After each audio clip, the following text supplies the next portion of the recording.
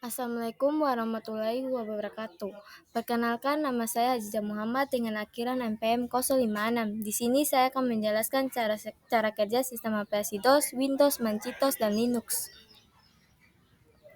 Yang pertama adalah DOS Disk Operating System, di mana sistem operasi DOS atau Disk Operating System adalah sistem berbasis command line yang digunakan untuk mengelola file, menjalankan program, dan mengendalikan perangkat keras komputer.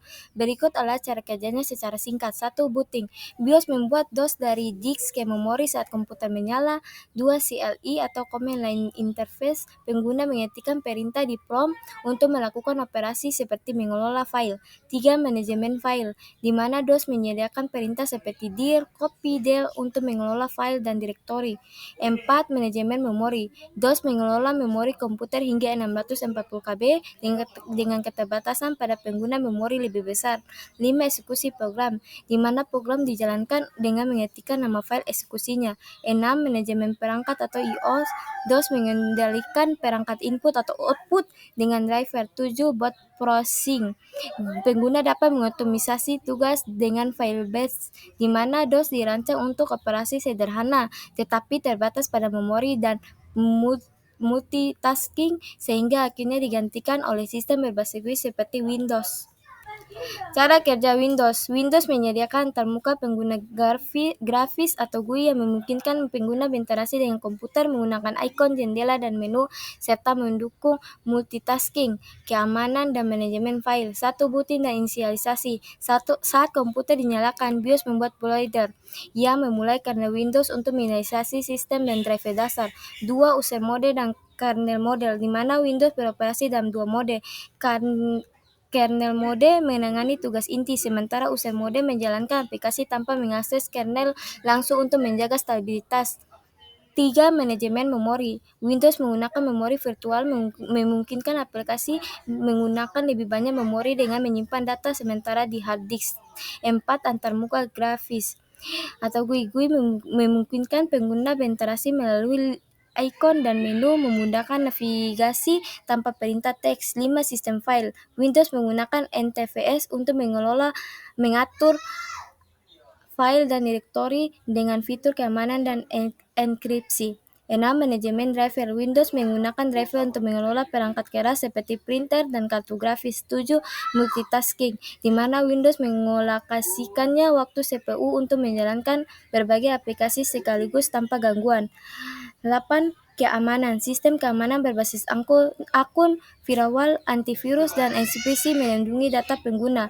9. Layanan latar belakang, di mana berbagai layanan bekerja di latar belakang seperti pembaruan sistem dan pengaturan jaringan. 10. Ekosistem aplikasi, di mana Windows mendukung aplikasi desktop dan aplikasi dari Microsoft Store untuk berbagai kebutuhan.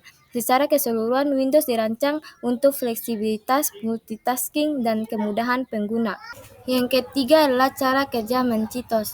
Sistem operasi Macintosh bekerja dengan cara yang terintegrasi untuk memberikan pengalaman pengguna yang intuitif dan efisien. Berikut adalah penjelasan singkat tentang cara kerjanya.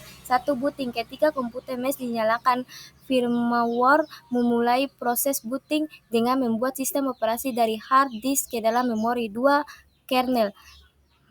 Macintosh menggunakan kernel berbasis Unix yang mengelola sumber daya sistem, termasuk CPU, memori, dan perangkat keras. Kernel mendukung multitasking dan manajemen proses. 3. Graphical User atau Interface GUI.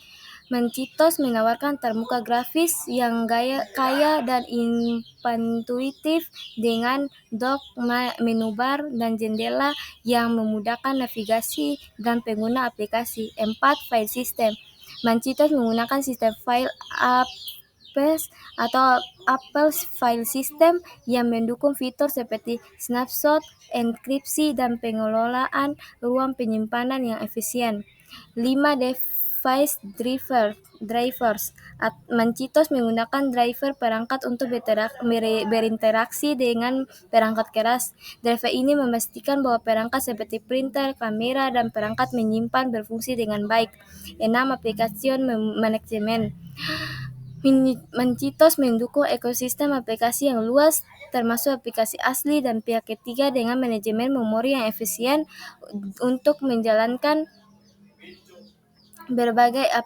beberapa aplikasi sekaligus.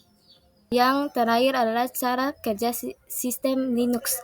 Sistem operasi Linux bekerja dengan cara yang modular dan fleksibel, menjadikannya populer di berbagai jenis perangkat.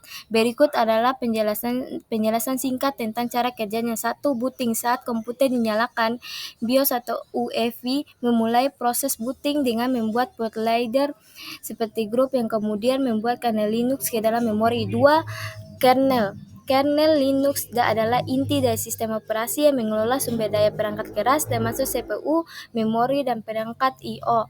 Kernel mendukung multitasking dan manajemen proses. 3. Shell dan command line interface.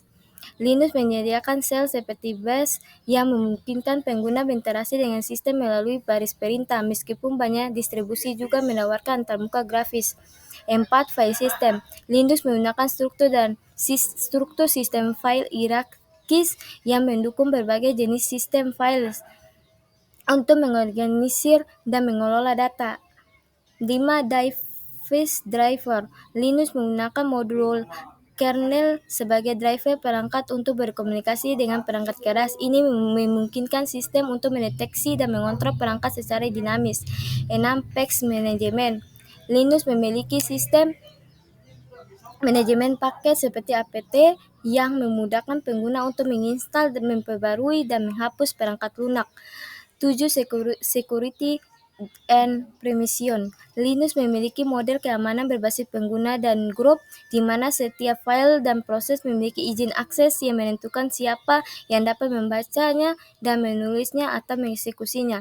Dengan cara ini, Linux menawarkan sistem operasi yang kuat, aman, dan dapat disesuaikan dengan berbagai kebutuhan pengguna dan perangkat.